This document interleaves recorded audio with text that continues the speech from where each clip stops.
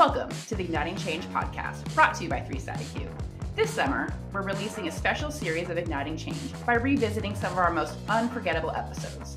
Our fearless co-hosts, Duncan, Sophie, and Puff, will be delving into our archives to hear the journeys of the inspiring individuals harnessing technology to drive incredible social change. So, whether you're a longtime listener or new to our mission, we hope these episodes inspire you to join us in using tech for a force for good. So sit back, relax, and enjoy the special remix of the Igniting Change podcast. Yeah, so I'm Sarah Evans, and I'm the founder of an international organization called Well Aware. It is a 501c3 in the U.S., so we're not nonprofit. We started our first project work in 2010. So it's coming up on 15 years that I've been doing this work. I was in my early 30s when I started the work, so it was not something that I had trained to do, nor anything that I thought that I ever would do, because I went to law school and I practiced for a little while doing securities law and then lobbying work. And then a project in East Africa sort of fell in my lap. And one thing led to another, and now we are here today. So I don't want to go on and on, but I can explain any part of that. Well, that's quite a big transition, going from being a lawyer to then doing this. How did this opportunity fall into your lap, Sarah? How does that happen? Yeah, well, okay. Well, I met a friend. Okay, I met a friend on an airplane because our boyfriends were friends at the time. And her father is from Kenya, and she was telling me about how she had just returned from this trip to visit that part of her family for the first time, and was devastated to see how this whole other part of her family was having to live, because they were Maasai. And it's one of the predominant tribes in East Africa. And they're pastoralists, which means their livelihood is their livestock. So these cattle and goats. And so, if she and I got to know each other a little bit better, the boyfriends disappeared, but she and I have remained friends. And she just said, I really feel like I need to do something. Would you help me? She says to me, would you help me write up the paperwork so we can raise some money and replace some of these goats and cattle that are dying, in my family's village, so that, we can, help them out a little bit. And I said, absolutely. Yes. I want to be a part of this. And, so I started looking into it and researching how we would raise money and how we would address the problem in a responsible way. And what I learned quickly was that the reason that the livestock weren't surviving is because of the water problem. And it wasn't just the livestock, addressing just the livestock, replacing them wasn't going to be a long-term solution. And so I said, hey, what we should do? We should drill a water well for this community.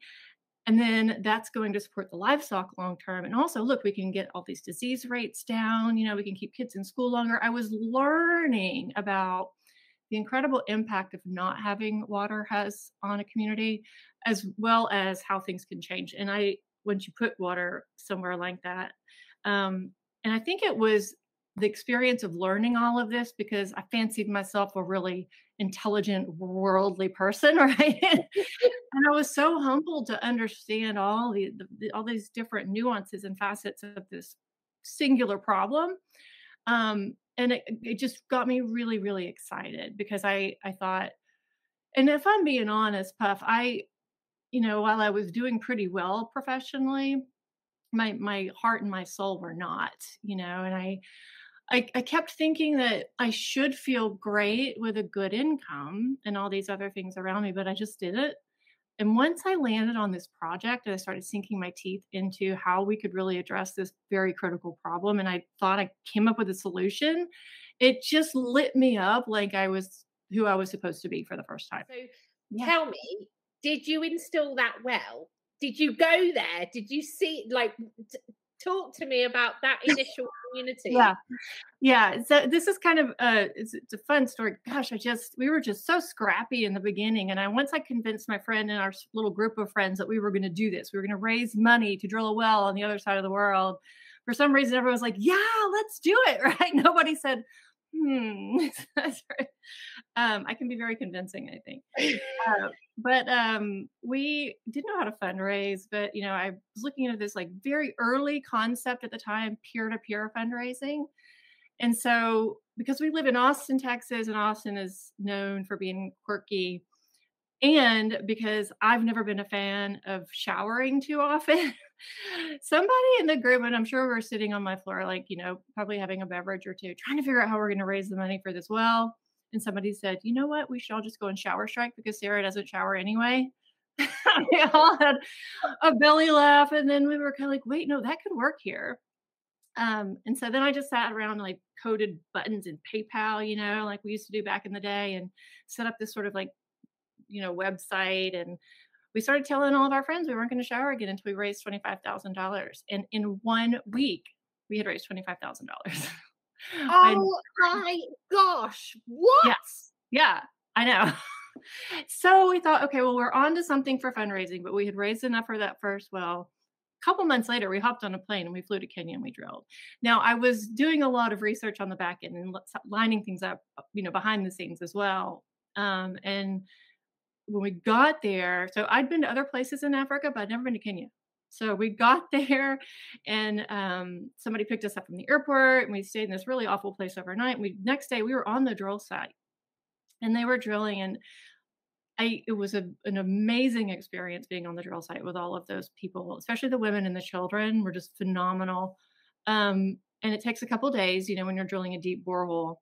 And we hit water for the first time, and there was a little girl on the drill site, and she had befriended me, and she like hopped into my arms, and I gave her a bottle of water from the water that just started coming out of the ground that I'd never seen before, and I held her and she drank it, and it was that was just the moment that my life just went, okay, we're going that way, and so after it was all said and done, it was a really incredible water system for a really large community. And I was really, really excited and proud about that. But I learned on that same trip that most of the projects that are done for communities in these developing regions, especially in rural regions, they don't work after any period of time. The industry averages that only about 40% of water infrastructure put in developing regions lasts beyond a year. Right. What? Yes, I know, right? Yes, I keep forgetting that not everybody knows that now. Yeah, but yes, it's a big problem that most people who are just, contributing to these causes don't fully understand. And so I really, really wanted to do this work. I really wanted to apply the skill set that I had, like I'm pretty good at this legal thing. I'm organized. I can convince people to do things. I was actually a civil engineering major in undergrad before I switched to public speaking. And I thought, I'm going to do this. I'm going to figure out why everything is failing. And we're going to keep building these projects, but we're going to do them in a way that they will last and truly serve the communities in the way that we promise each and every community. And so we've spent the last 14 years doing that. And we have a 100% success rate. Oh, I know. My gosh, that is incredible. Like absolutely incredible compared to what saying 40% don't last longer than a year. I mean, that's truly shocking. Water systems are all connected too, like water, everything under the ground is an ecosystem. And so that's important to understand doing this work too. So the hand pump thing, it's an easy price point for donors. And then you don't, it's easier to install. And by that, I mean, it's easy to know if there's water, let's say 50 feet below the ground, right? Because, there's been enough activity and you can kind of see from signs on the surface of the ground. But when you're going deep into the ground to find those plentiful big aquifers, and that's ideal, right? Then like it's already filtered throughout these several layers of sediment. So you're never going to see coliform beyond like 75 meters beneath the ground. So, the water is safer, but it's a lot more complicated to do. And so what's happened, is, at least here in the US, is like our donor base, our supporter base has been educated that a water well is $5,000, that it shouldn't be that complicated to set up. And that the success of that is the picture of the kid drinking out of it right after it's installed. And all of those things are just not true. I want to say, though, for hand pumps specifically, there is a time and a place where a hand pump is really all you can do. And so I don't want to trash that particular system type altogether, but it is vastly and widely overused. And you can serve, you know, you could take 5 hand pump systems, instead put those resources into a deep borehole, serve more people, and then not just address their drinking needs, because that's all you can get out of a hand pump, but also you can clean the medical clinic, you know, you can have faucets at the school, you can do gardening, you can have sanitation and hygiene. That is a game changer for a community. And anything that's going to really change the future of a community, the community will invest in, and they will protect it with their lives. The hand pump water systems, on the other hand, you know, you have to walk a long distance to get it. These women, and it's always women and children, sitting in these long lines, it opens them up to all kinds of abuse and harassment, and that happens on a regular basis. And then you're getting just enough water that you can literally carry home, right? And so, and that's that. Now, so kind of zoom out a bit on those 2 different types of water systems, because I'm getting pretty esoteric here. But you know, you have one it's easy to sell, you know, easy to fund and easy to walk away from. And then you have one that just takes a lot more thought and care. And so at the end of the day, while the price point of the systems are commensurate to the population that we're serving, like I said, these deep boreholes are going to last a lot longer. People are going to really continue to invest in them. And then we have to probably spend a little bit more money on all that recon, right? And the paperwork that we gather and the mileage reimbursements to make sure our team is checking on every little thing to ensure sustainability. And donors don't like to fund recon, and they don't like to fund maintenance, and they don't like to fund impact measurement assessments. But that's because we've told them that they're not supposed to. So honest. And I could probably name 1 or 2 foundations that are starting to address this, because you know, if you're bringing, like, you've done it, you guys have brought an app to life, you need to think about hosting, you need to think about support, you need to think about continuous development. Like, if anyone's developing or like designing or developing a website or a platform or an app or whatever the technical solution is, there are going to be recurring costs. And like, going for a single pot of money without any consideration of those recurring costs. Yes. It's super difficult and super hard. And for the past however many years, probably 5 or 6 years, I've been so frustrated because there needs to be a piece of work done, educating funders, educating foundations, that you can't just fix it with a one-off solution. Like, there are ongoing costs associated, and if you do not take that into consideration, you're setting yourself up for failure, essentially, because, or putting ridiculous amounts of pressure on funding teams to be able to try and secure funding from other pots of money that then have red tape and restrictions around that like go against what you've already signed off. So it's a bit of a mess, Sarah, if I'm being honest. My gosh, it is such a mess. I was at a Tech for Good conference last year, and interestingly, it was almost like a round table discussion around funding, and I'm nervous to name the names of the foundations, but it was really interesting hearing their take on why they, like, these particular foundations fund the way that they do. But it's archaic. Let's be honest. Like, the world has moved on so much. That's right. Yeah. The way that things operate now just aren't how they operated 20 years ago. So, and I guess one of my frustrations with the For Good sector, and I love it, I really love it, and I love the fact that we are so lucky enough to operate in this, is the speed and the pace in which people operate. Like, it can be really slow, and I don't, and it can, you can get that anywhere. You can get it in the corporate world, right? But we can't carry on like this. Things are going to have to change. Well, it's true. And more people are getting frustrated. And reason I was wondering if you're based in the US, because this isn't a problem specific to the US, but we are really leaning into this issue. It's definitely the worst here. And the thing is too, like once you're inside of a nonprofit, it is exceedingly difficult to speak up about it because we are terrified of losing donors. We're terrified of turning away board members. We're already in the middle of like a hiring crisis and a board member crisis and an economic crisis, And so it's almost like we're silenced in a way. And then, I mean, I would love to talk more about it, like on LinkedIn, and I've done a couple podcasts, and I want to do more, but what I can't do is ruffle any feathers on the funding side. So I think that what we haven't figured out yet to address this issue is how do we talk about it? How do we even talk about it? And I don't know, like I don't have the answers, but I think I applaud anyone. I mean, I don't see anyone openly speaking about it, because you're right, people are nervous to upset donors and high value donors.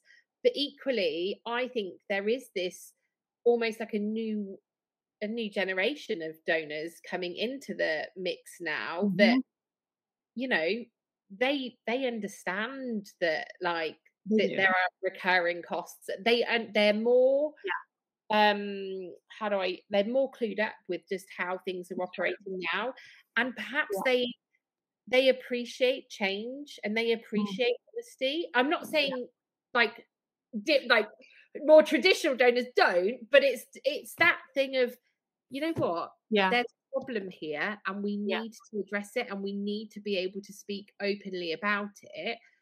And I think if more people do it, it will set a precedent for other people to be able to do it. But no one's like brave enough to basically start fire, essentially. That's true. And like we're all making such a small amount of money. Like it's not like we have like a buffer to just like blow it up and then walk away. It's just a real catch-22 we could address together with one solution. So Wellaware was getting more and more projects under our belt. And while we do set communities up for success, they're still going to need us. We still need to pop in from time to time. But then, how though, logistically, were we going to be that available to each and every growing number of communities in the same way? And then two, technology is just like booming over there, right? Like you can sit in the middle of Masai Mara and be on social media, and that's like, well, we're already so connected. And then we have this issue for Wellaware needing to have contact with our communities. And then it's two, maybe we could do something about the sector, like if it's easier for people to maintain their water systems. And that was the thing.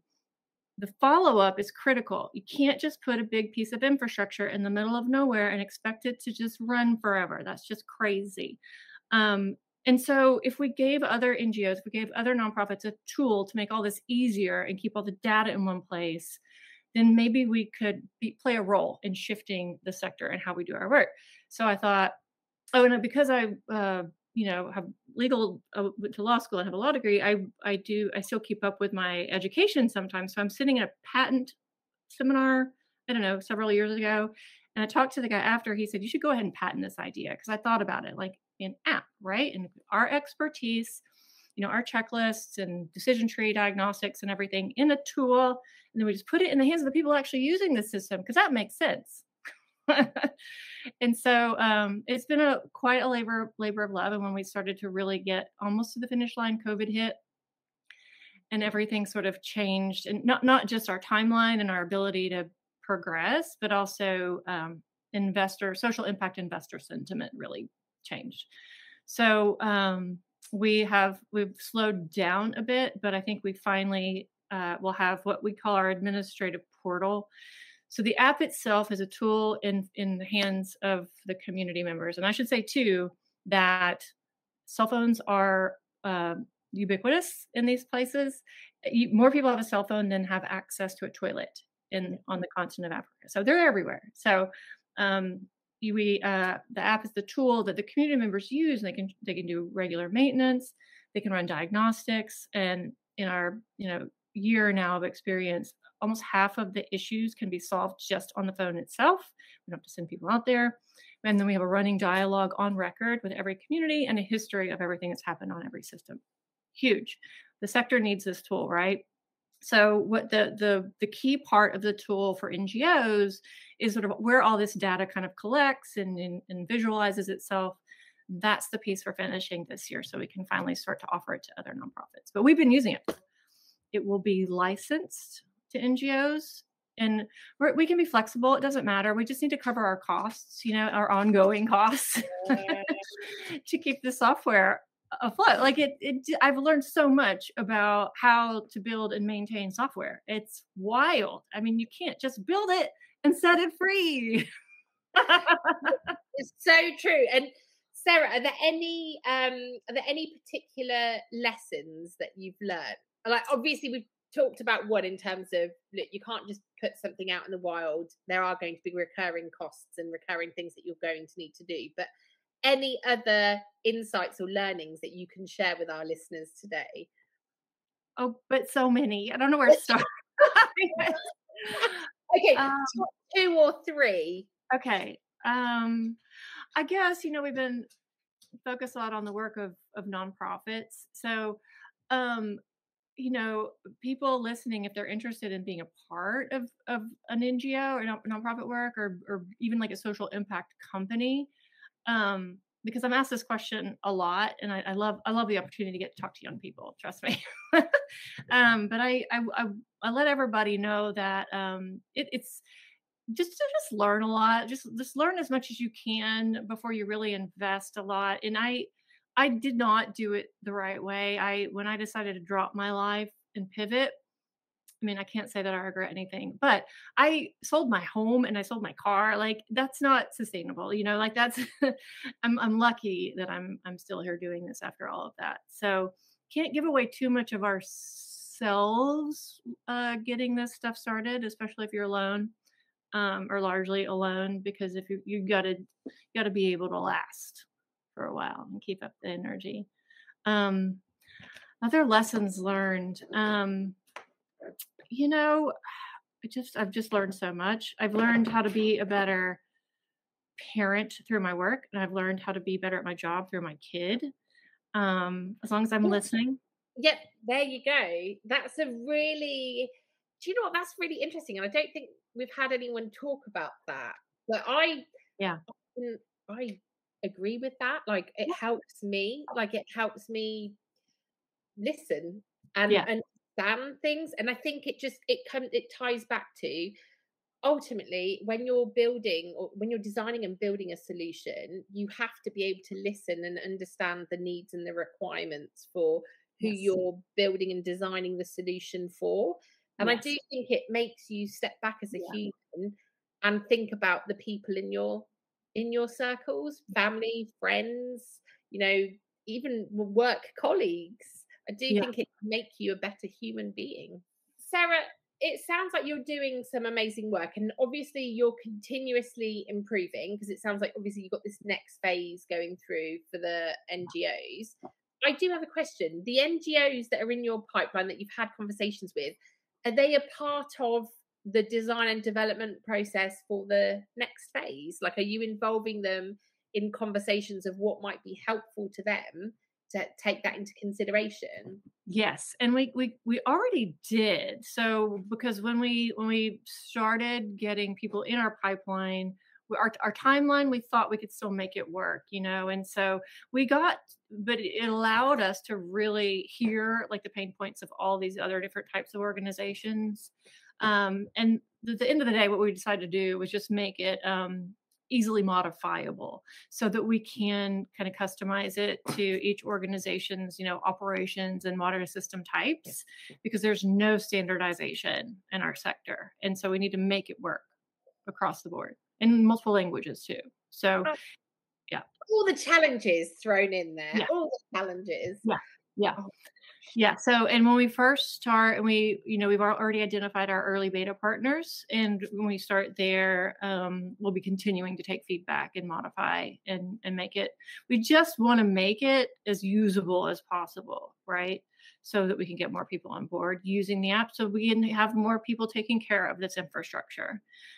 Because it's one thing to put trillions of dollars into, a cause, but it's another thing, once you know that only 40% of that trillion is doing anything, right?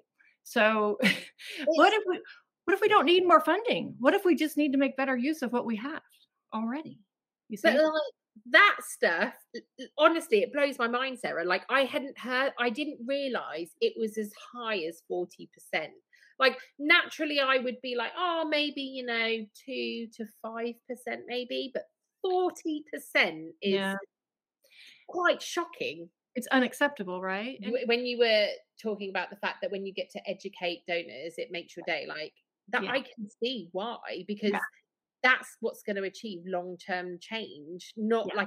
like a quick solution that isn't going to be long term. Like no Well, one, it's really hard because you don't want to be negative about a good initial solution, but right. equally someone needs to be flagging this stuff Yeah. because like it's not going to make the long-term sustainable change that we It's not. need. No, it's debatably hurting our progress, It's because what it is. It's like it's taking donor dollars when actually they yeah, could be spent more efficiently and effectively yeah, yeah. elsewhere. And Mhm. that's when you get into this not rivalry, but the competitiveness between where the funding goes. And I know now more than ever, it is so hard to get funding, to get donor dollars because So hard. there's so much noise, so many people asking, Yeah. there's so many great causes, like trying to compete for a piece of that is so much harder now than it ever was previously. There's so many nonprofits, yeah, and I think the vast majority of, NGOs here in the US, aren't really, like, regularly functional, so I think that that stat is a little bit not truthful, in as much as who's really out there working on this, but it's still too many, and we're not on the same page, and it stinks that we have to be competitive. It just really stinks. Yeah, so my name is John Mackay. I work at the British Geological Survey, which is essentially an independent geoscience institute. So we support government research, UK industry, and essentially what we do is we provide impartial scientific expertise on things, pretty much anything related to the rocks beneath our feet. So anything geological. So it could be like geohazards, like landslides, floods, earthquakes, water supply and hazards, so particularly floods and droughts, and that's what a lot of my work focuses on. Energy and decarbonisation, so we've got experts on carbon capture and storage and geothermal energy. I could probably go on and on talking about all the different things that we work on. But BGS consists primarily of geoscientists, and that includes me. I'm a hydrogeologist, which means I study the water, the movement of water through rocks underneath our feet, and that's water that we use for drinking, water we use for industry. It's water that sustains really important biodiversities, and I guess paradoxically, it's also a water that can be a real hazard to us. It can cause flooding, which is one of the kind of key focuses of the work that I do. So yeah, I guess my particular area of expertise is around developing and applying computer models to help us forecast what's going to happen to our water resources now and in the future. So the types of questions that I'm generally trying to answer are things like, how much water can we easily pull out of the ground for drinking without impacting our environment? Or it might be something like, what is going to happen to droughts in the future as the climate warms? So we're going to see more severe droughts and more severe water shortages. And it might also be something around properties and how many properties are at risk of flooding in the future as the climate warms. So lots of different kind of questions, all related to water and sort of associated hazards. And then I'd just say our role on this project, well, I mean, Jed's probably going to introduce the project in a bit more detail, but we are essentially one of many parts, I think it's fair to say, Jed. So we're really providing the sort of the kind of computer modeling expertise that goes into this early warning system that I'm sure Jed will talk about in a bit more detail. Awesome. And like it's a whole, that's a huge area that you cover. Have you? Yeah. I mean, we're seeing more and more of these kind of events, right? We're seeing flooding increasing. We're seeing lots of kind of effects of climate change. How have you? I don't know how long you've been in that area, but has that team grown, and the areas that you've had to look into grown? Can you tell us a little bit about that? Yeah, definitely. It's kind of an area that just continues to grow. I guess as we're starting to see some of the the potential impacts of climate change, and it does really feel like now we are starting to see some of those impacts. It's just kind of pushing it further and further up the agenda, really. So yeah, there's a big demand really for really understanding what we might face in the future. And for me personally, it's the work is around water supply and water resources.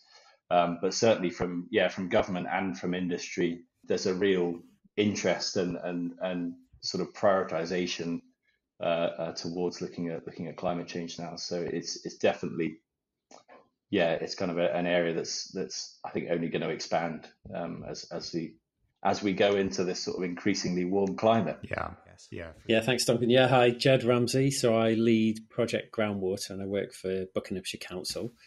The Project Groundwater, I mean, it touches on a few things that John mentioned there, which is why, of course, he's working really closely with us on it.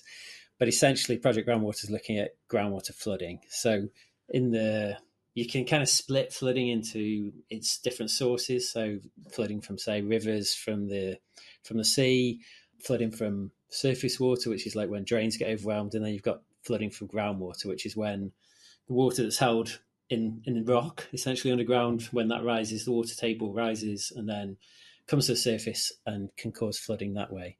And typically groundwater is, I mean, John touched on it a little bit there, it's a source of water as a resource. So we use groundwater massively for drinking water, although generally we are trying to use it a bit less as time goes on, but for various ecological reasons.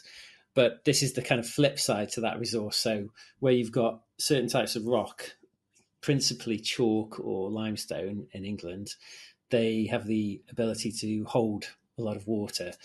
And the interesting part perhaps is how, well, there's kind of two interesting elements. One is the climate change, which I think we could come back to, because the forecasts around climate change and groundwater flooding are a bit thin on the ground. There isn't really a consensus or agreement about the way we're going. We'd like to do some more work, and we actually are starting a bit on that at the moment. But then groundwater flooding, like compared to every other type of flooding in England, is basically, it's at the bottom of the list. So it's barely understood. It's not mapped. It's not modelled very well. There's patchy, if any, flood warning systems for it. And then can you do anything about it? Can you use nature-based solutions? Could you defend your property using property flood resilience measures? All these things, there's either nothing about them, or there's very tiny little bits done, or there's hardly any information. So it's always been left as like the too difficult to deal with and regarded as, I guess it's kind of a bit invisible because it never makes the news. Like water table comes up slowly, stays up for a few weeks, and then goes back down, right? It's not like a torrential downpour and then, like in some of the previous jobs I've done where, you go and stand on the River Thames and you're on ITV News talking about it.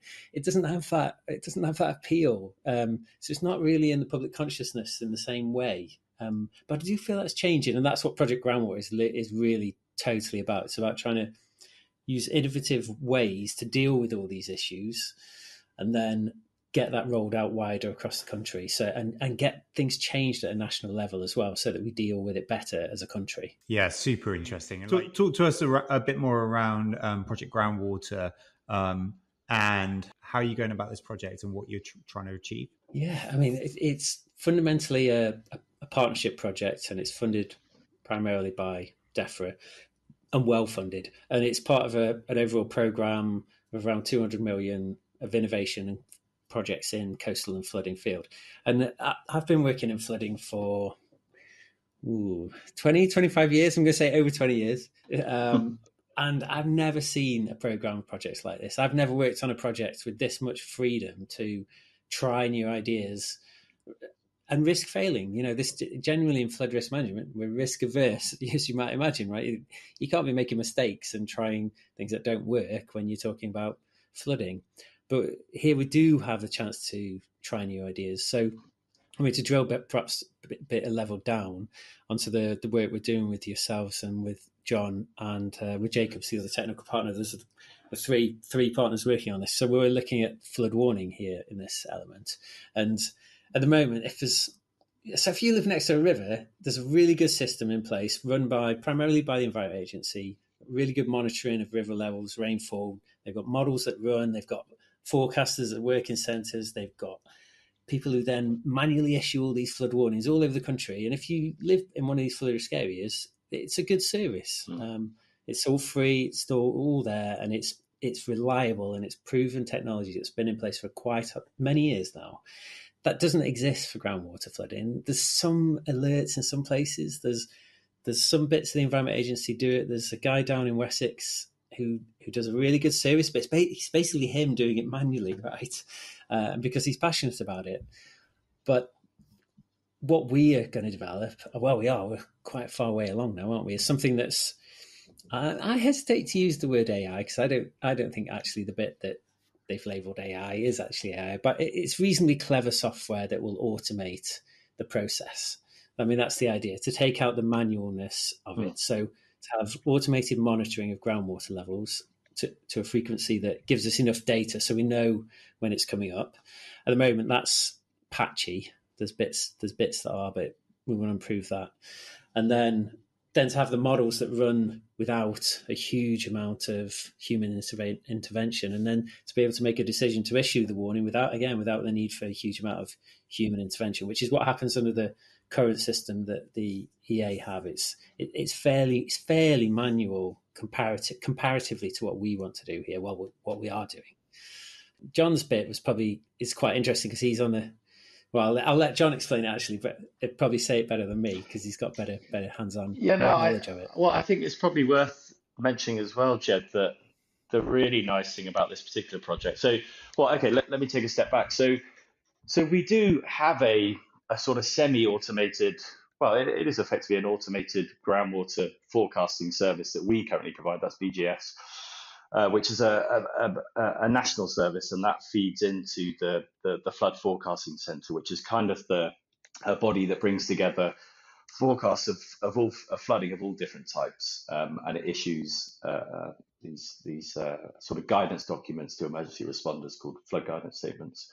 So we have a kind of national picture, if you like, of groundwater flooding and groundwater forecasting, although it's by no means fully national. It's kind of sort of dotted about a little bit, so we don't have complete coverage of the country.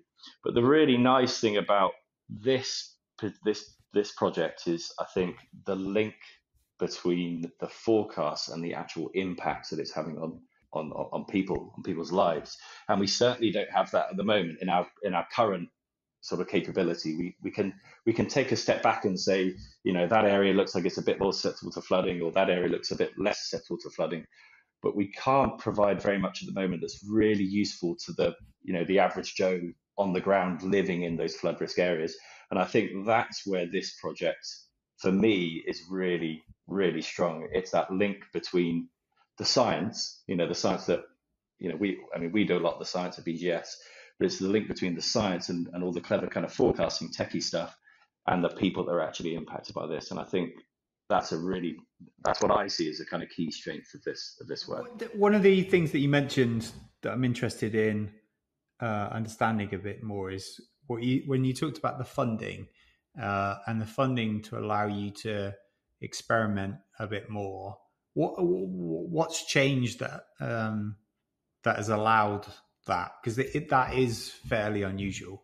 Yeah, it really is. I think it's been driven by a couple of things. So, as a country, England, and I'm talking England here because it is focused on England in this programme, we spend something like £1 billion a year on, no, it's not £1 billion a year, it's £1 billion over 5 years on flood defence, if you like. There's more traditional, let's build a scheme, let's try and protect people. So flood risk management and coastal erosion, it's about £1 billion over 5 years.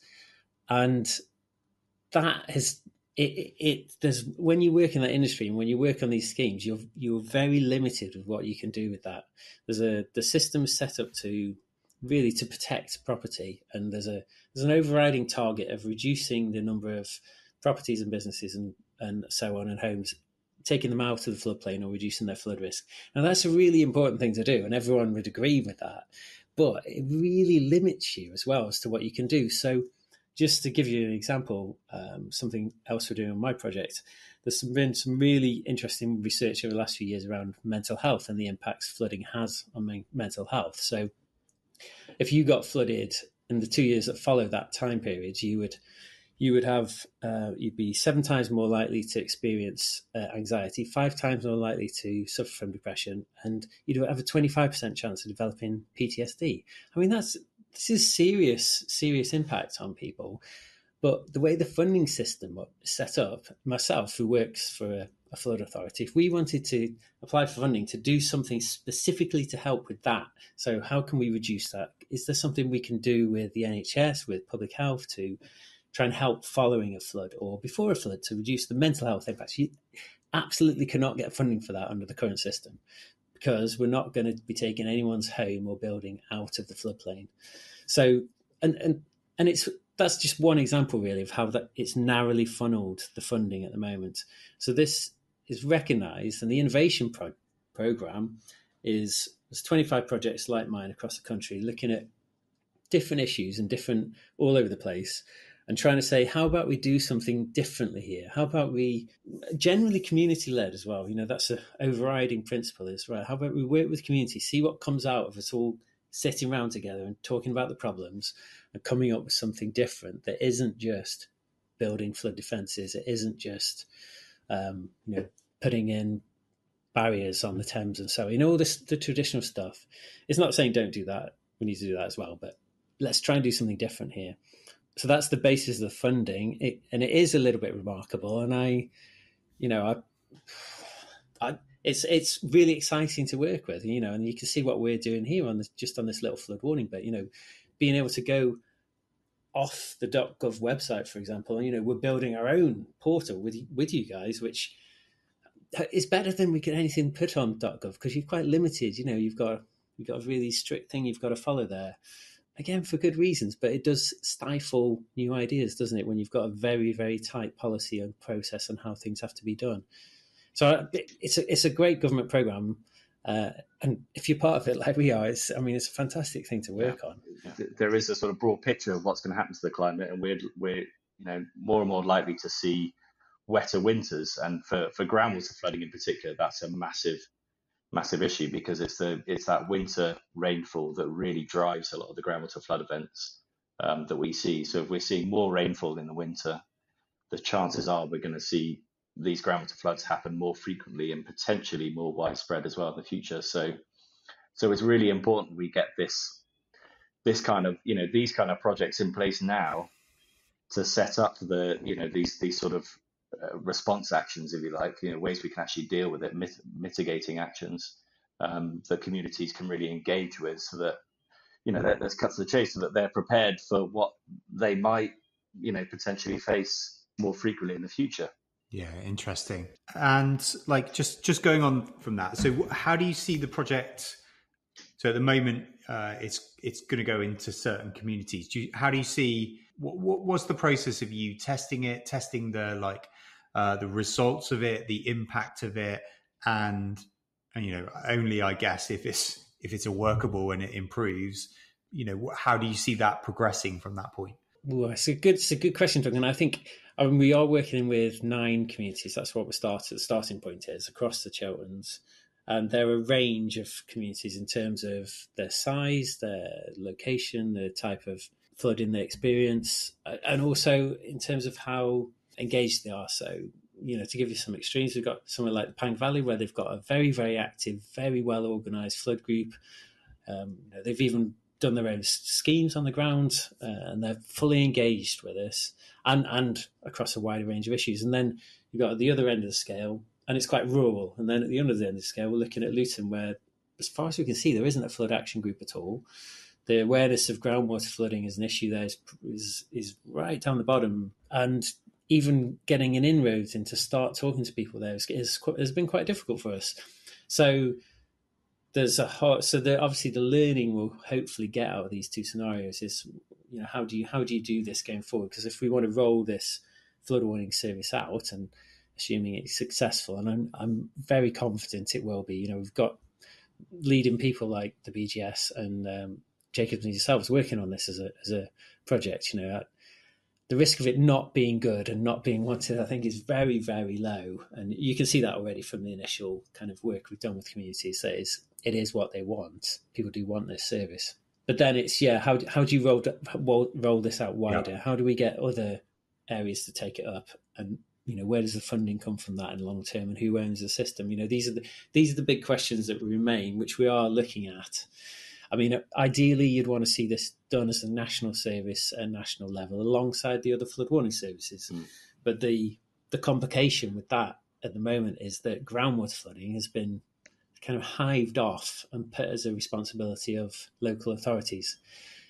The local authorities can't all individually run a groundwater flood warning service. There's 140, 150 local authorities in the country, of which how many have groundwater flooding issues? Again, not really known at this point. The data's not there, but it's going to be a good number. So it would make sense to do it nationally, but at the moment, because there isn't the funding in place, there isn't the policy or the legislation that says this should be done nationally, it can't be.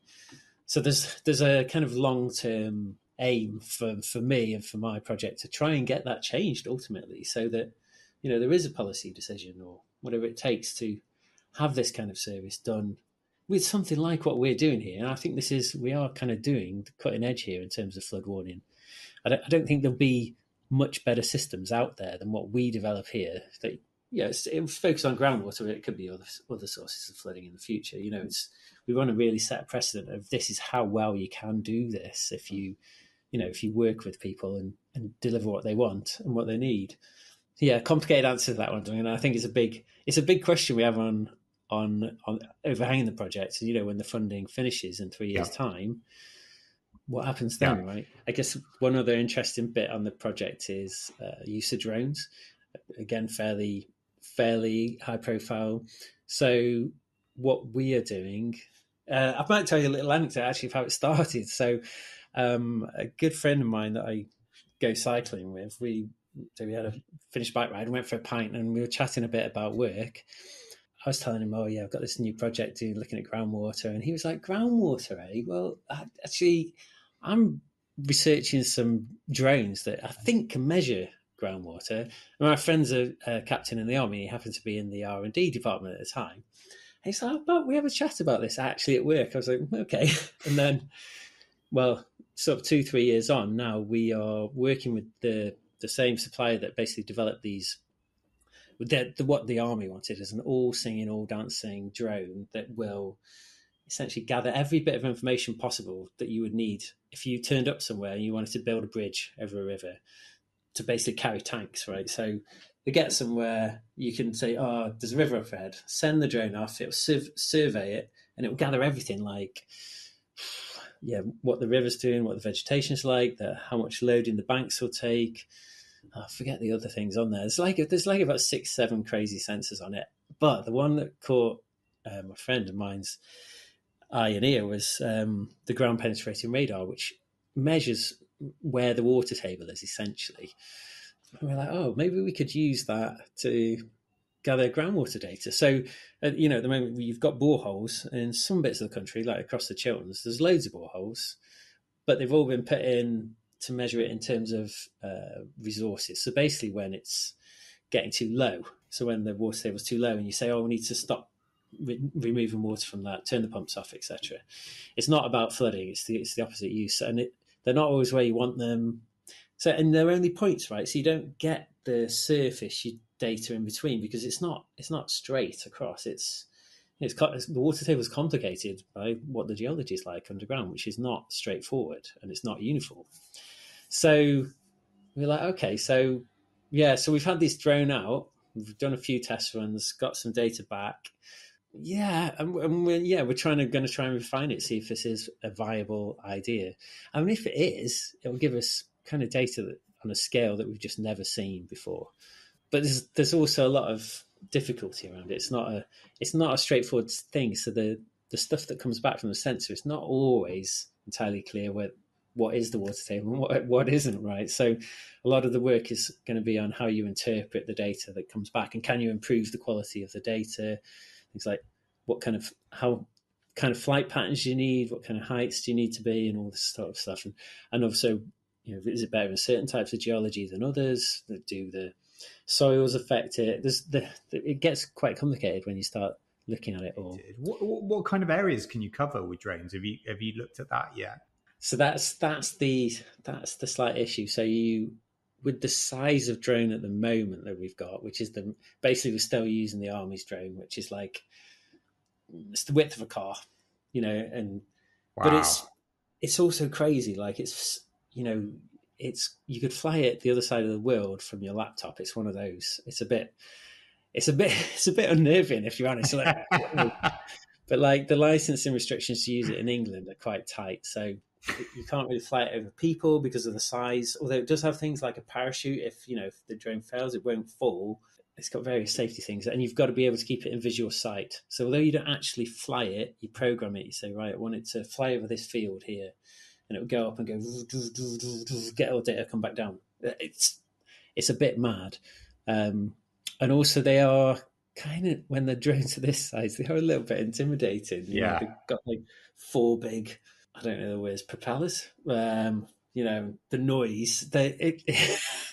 So you don't want to do it over cattle either, for example. So it's, although you could, if it was free from restriction, do a very large area very fast. Essentially, you've got to find empty bits of land, and then you've got to get permission of the person who owns the land. Again, it's all doable and it is achievable. It does need a lot of work to it. It's not straightforward. So you've really got to think, which data do we really need, and where's this going to be most useful in terms of effort? So going back to flooding, right? So if you've got an area that's really susceptible to flooding and your data for that area is poor in terms of maybe what your modeling's like, or maybe maybe there's no boreholes in that area. Okay, so this could be really, really useful in terms of that. But what you won't be able to do is, it's like fly it over Oxford, which is like one of our pilot areas. You can't do. It's no. It's a no. You can't be flying a massive military drone over Oxford. That's right. And you are treading new ground and using new techniques to kind of set that. We saw this kind of thing. With the US, they've obviously got National Weather Services. They have these cat feeds that give you all of these warning systems, just in a set format, really. We used to be an XML format, but the coverage was really good in the States. And then there was a couple of other areas that had good coverage. I think Japan was one. And then past that point, no one really had any standards. And this is all like early warning, whether that's tsunamis or hurricanes or whatever it might be, or flooding or fires. It's like absolutely patchy, and that's almost like it's almost the foundations that you need to build to get this. There's quite a lot of work to do. So it's reminiscent of when they were moving out into other territories and trying to standardize format. So, because obviously if everyone's got everything in the same format, then you can build systems to kind of read it, digest it, and share it. So it's super, super interesting. Wow. Well, chaps, absolutely fascinating talking to you both. It's like, it is a really interesting area, just not an area I think many people have spent much time in. It's interesting what you talked about around climate change, certainly this country getting a lot wetter. You can see this becoming more and more of an issue than it's been previously. So certainly knowing when communities, the whole being prepared and early warning systems is, being prepared, right? Making sure what to do, limiting the damage, having some idea of what is coming.